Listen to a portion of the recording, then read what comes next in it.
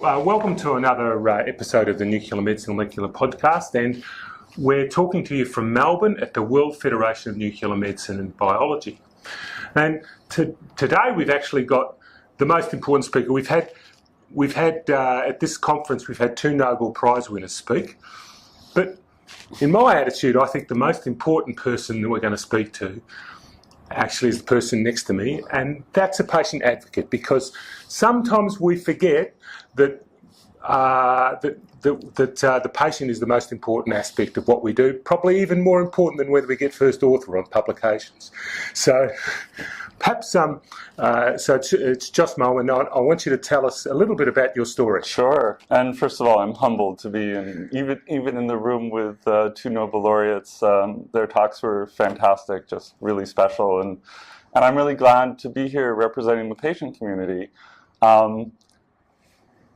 On Friday, during the President's dinner, they showed the history of the WFNMB and the conferences that were in 2014 and 2010 as we go backwards in time.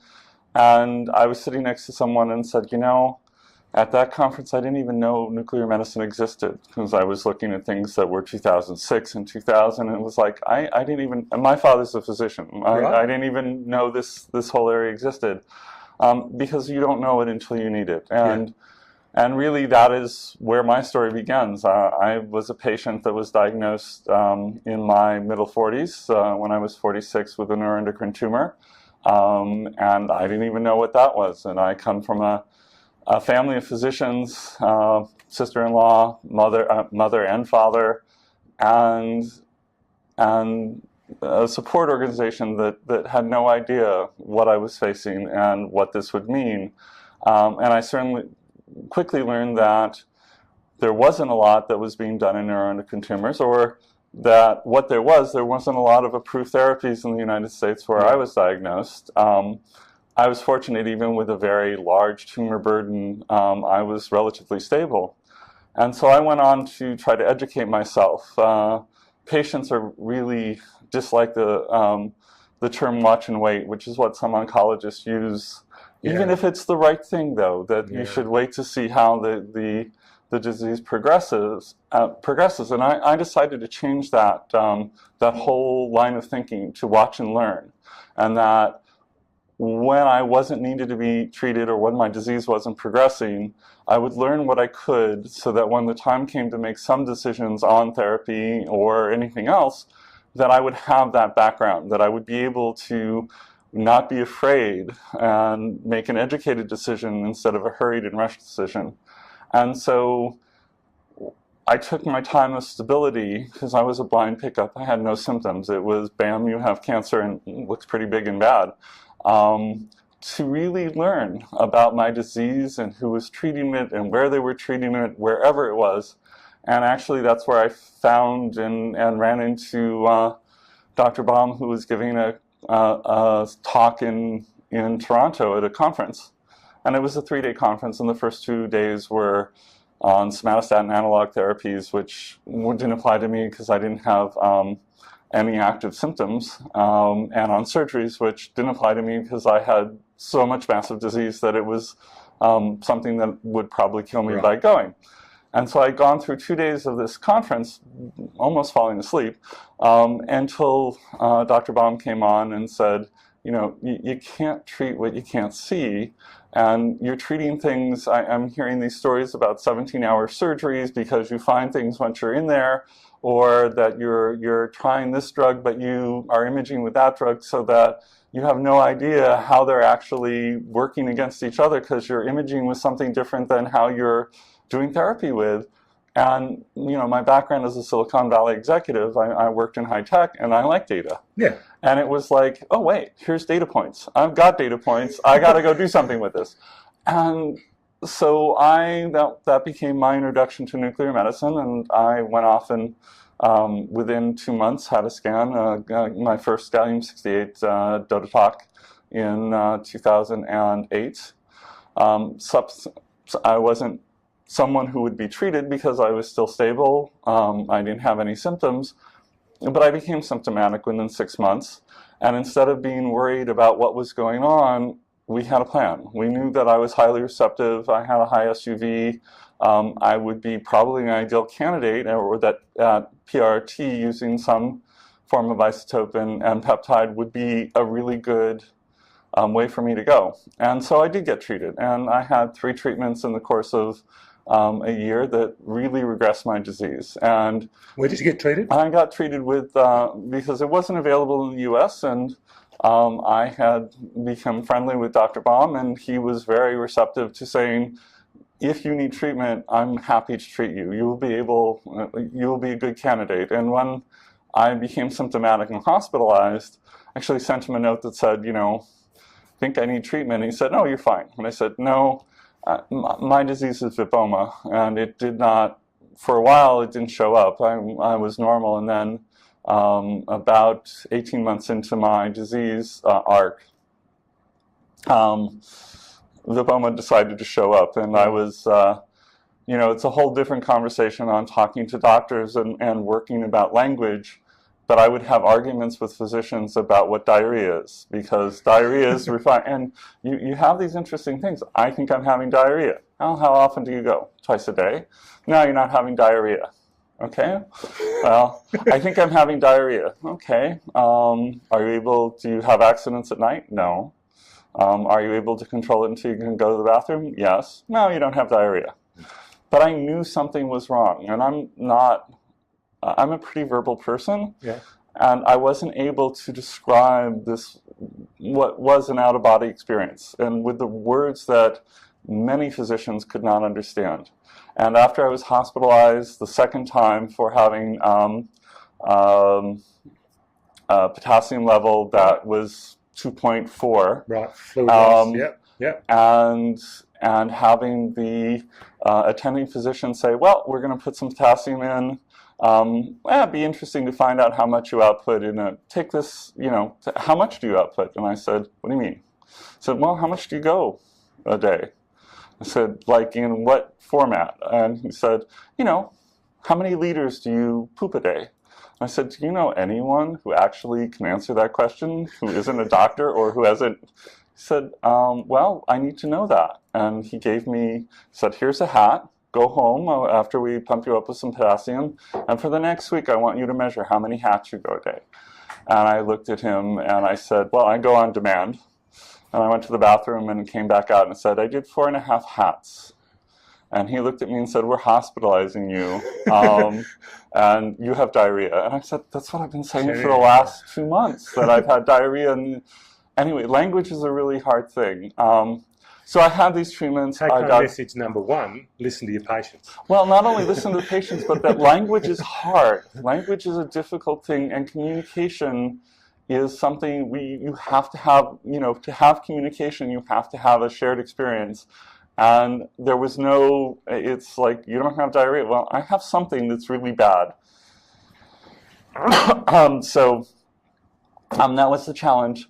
And what the next really step in my, you talk about patient education or you talk about advocacy, I could have left it there. I could have left it where I got treated and then I went home, and that went back to my life.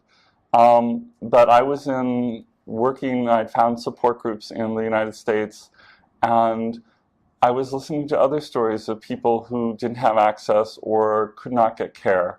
And then, Dr. Baum also invited me to the first Theranostics World Congress, and I didn't know why I was going to be in a congress full of radiopharmacists and other physicians. And he had a better plan for me, which was, you need to be able to bring this back and bring this to other patients so that they can advocate or that we can get a bigger voice for this. And that really started me thinking, after going through this Congress, of how much this type of therapy or this type of diagnostic imagery could really change the arc of other patients. And so that's really where I started advocating and putting up a site for people to understand PR treatment much better, and also to start working with medical societies to try to help promote patient education and to give voice to the patients when they went to see members of Congress or members of governmental bodies, and to really not let the conversation die. And I remember the first time that I went to an SNMMI meeting in Miami, and I was riding back on a bus with the head of the Clinical Trials Network, who I had just talked into joining the Gallium-68 working group, because we weren't going anywhere without direction. And she said, you know, you put a face on what we're doing, and now when you're in the meeting, we know we have a sense of purpose, and we're not just arguing whether it's dotatate or dotatate, or which is, it's like, we know we need to get something done.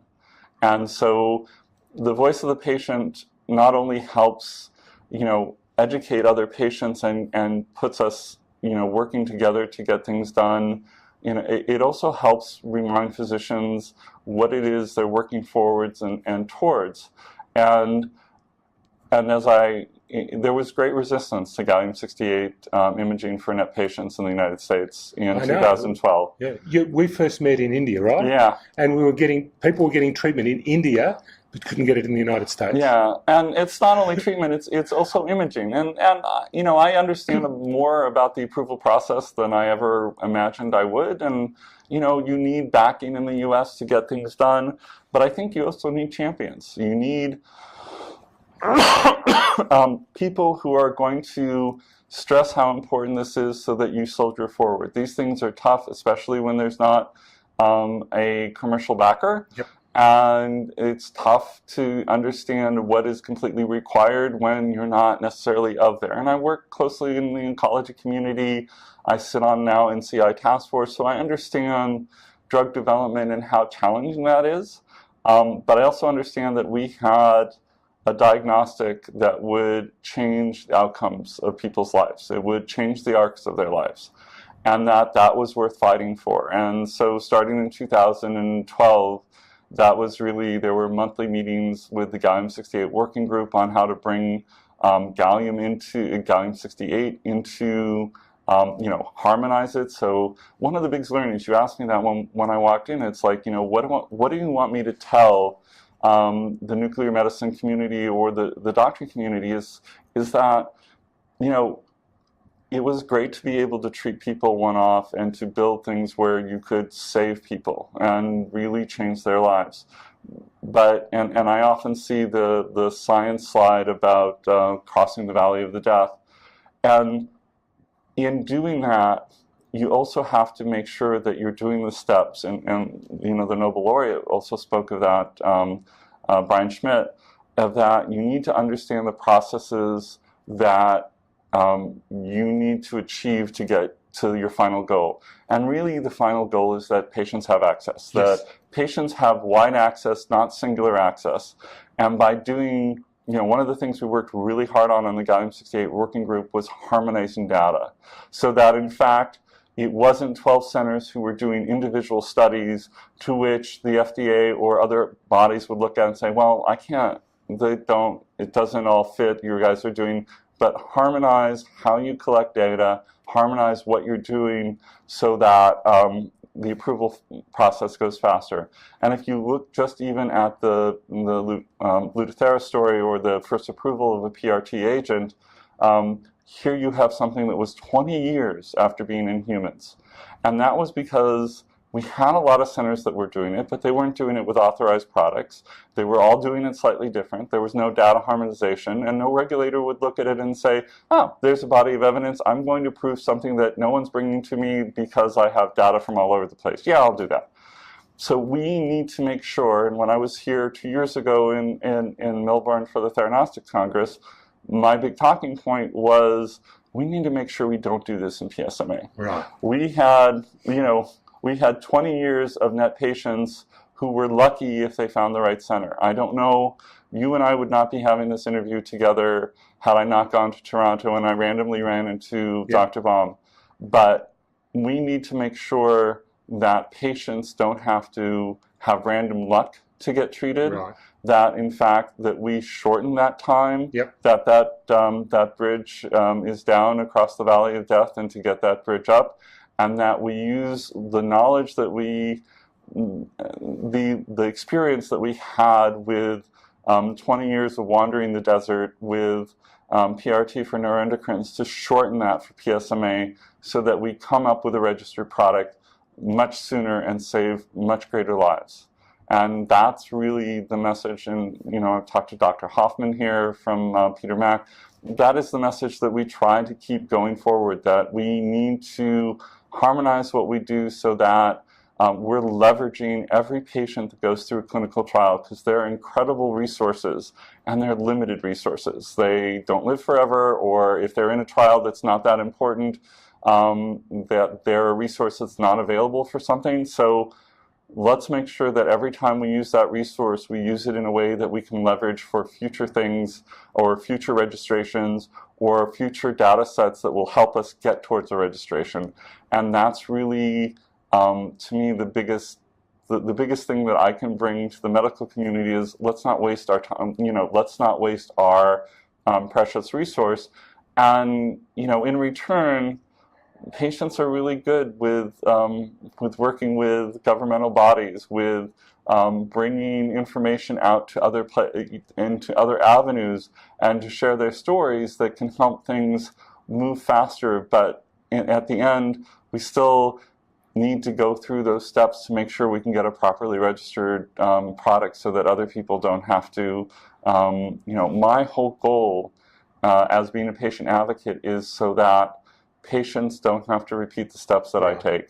My whole thing in the Silicon Valley was, how do you leverage anything that you do for just greater distribution? Because doing things at a small step is, I call it hand-to-hand combat, doesn't work very well. I guess what you're saying is we need to work together, and not as everybody wanting to be the king of their own bit, a little bit, rather than work together to have a harmonized approach. A harmonized approach so that we can maximize our leverage, right? Yeah. So that we have a synergistic effect instead of a silo effect.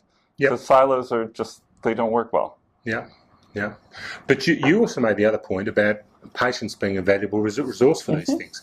Patients can also help other patients be recruited into trials, and part of that is getting trials done quickly, and often the main reason why a trial fails is they fail to recruit properly. So you can help us in that direction as well, right? Yeah, that's true. And recruitment is a whole other probably 3 days conference. But it is the challenge of recruitment to make sure that we have good information and good knowledge out there, so that patients and physicians, I'm blessed. I'm very lucky. I go to a lot of these conferences, and I hear about trials and important trials that other people don't hear about, even though you open up clinicaltrials.gov. And I only know it for neuroendocrine very well, but there's 1,600 trials that are open right now for neuroendocrine tumors. Yeah. That's overwhelming. Yeah. There's not a possibility that I could figure out which one's the right one for me. Sure. So we also have to have some better method of working to find out which trials will help move the art forward. Right, and which ones suit the individual patient. Correct. And also just about knowing. I mean, I live in Melbourne. We've got a lot of trials for prostate cancer, and I had, I've been contacted by oncologists who didn't know that we had trials going on in Melbourne, who had prostate cancer, and asking about information for it. Yeah. It's crazy. That it is completely crazy, and that is. It's a large set of topics on patient recruitment and figuring out how to. It's not only patients, but excuse me, even getting physicians to know what are the important trials and why, and what will move the art forward. One of the things that I do as part of the NCI GI Steering Committee and the NCI Task Force for Neuroendocrine is. That is what we discuss. Not the 1,600, it's we have especially in NETs, especially in a rare disease space, we have a finite amount of patient resources. Yes. How do we use them in the most the way that will solve the next question? Yep. Not with drug A better than drug B, that's not a really good question.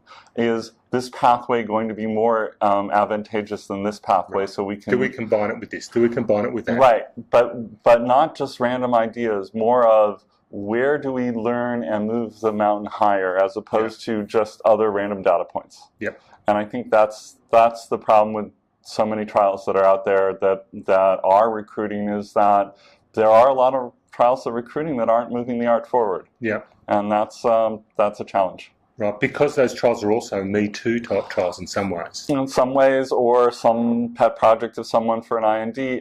There's a myriad of reasons, but they may not be there to move the art forward. We need to figure out the best way to use those valuable resources. Okay. That's a great message to us, and a great message too is that we can work together on this. Yes. Perhaps another way, I think, that patient advocates is also to be on ethics committees. Would that be a great way that patient... We are. Exactly. We sit, I mean, there's and I'll make a plug for a PCORI. I don't know if you know that acronym, Patient Centered Outcome Research Institute. And it is a large quasi-government funded research organization that makes sure that patients are part of the stakeholders with doing for better outcomes. And if you look at whether it's the NCI, the FDA, and all the other the groups, they have patient advocacy as part of their or patient people who sit on panels, and there's just a wide opportunity, and patients need to know on how to take advantage of that. And actually, there's an entire database of patient-centered research that's sitting at PCORI that can be searched as well. And the NCI has resources, National Cancer Institute, on how patients can get involved from preclinical through different phases, through imaging, through just an immense amount of opportunities. And I think part of it is we need to learn how to educate ourselves, and we need to make those resources more available to patients for patient participation. Yeah, brilliant. Well, thank you so much, and thank you for being part of the podcast. Is there anything else you'd like to say?